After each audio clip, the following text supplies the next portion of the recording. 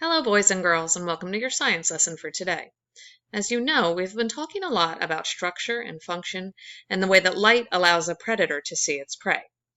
Your next project is going to focus on those same concepts and will answer these questions. How does light allow a predator to see its prey, and what structures does it rely on for vision? Your goal will be to develop a scientific model that shows how light helps a predator to see its prey.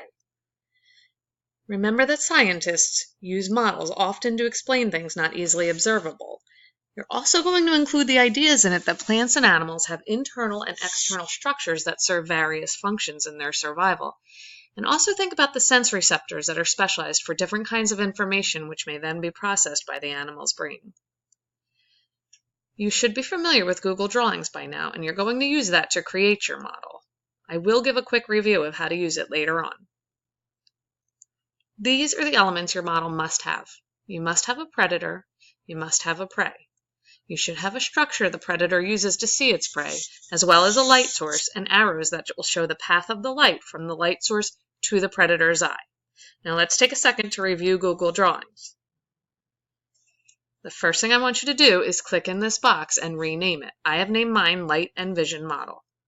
I'm going to put an insect in there, a cricket specifically, as the prey. And I'm going to focus on the tokay gecko that we have been looking at.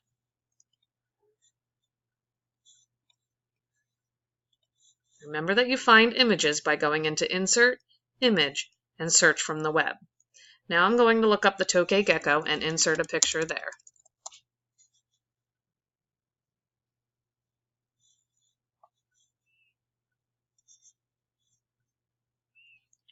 After you have put the pictures you'd like to use in there, remember you must have a predator, a prey, as well as a light source.